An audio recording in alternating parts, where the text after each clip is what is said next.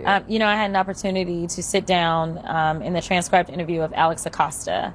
And so I was able to actually do my lawyering as I was asking him questions about why it is that he decided to basically give out a sweetheart deal, a deal that he says even today, when he looks back, he doesn't look at it as a sweetheart deal.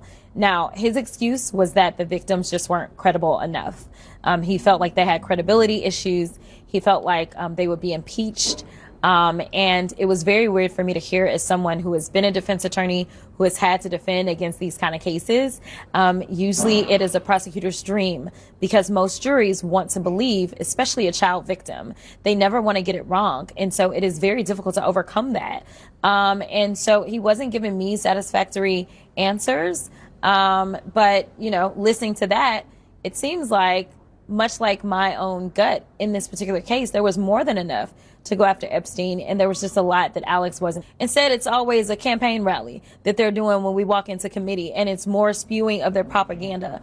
So I don't think that they're being more effective. I think that they are being more illegal in the ways that they're going about making sure that they can push out the information. I think that the American people are smart.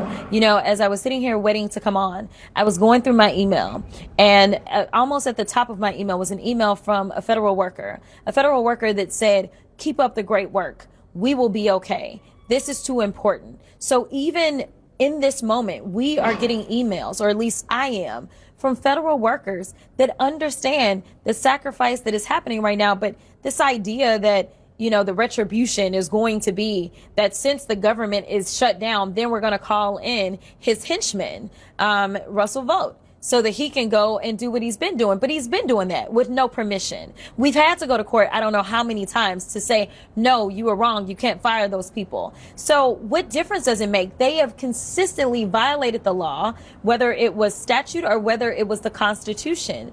There is nothing different about this, in addition to the fact, when we're talking about violating law, how about impoundment? The very first thing that we talked about when we first got in is that there have been laws that have been signed into law. And what did they do? They sent in Elon Musk, and he started illegally just deciding he wasn't going to send out certain dollars today that people are still missing, that we had appropriated. So what assurances do we have if we entered into an agreement with these Republicans that they wouldn't go back on their word and just say, oh yeah, we'll sign off on a rescissions package, everything that the Democrats fought for, such as health care assurances around the Affordable Care Act? Yeah, we'll make sure that that holds.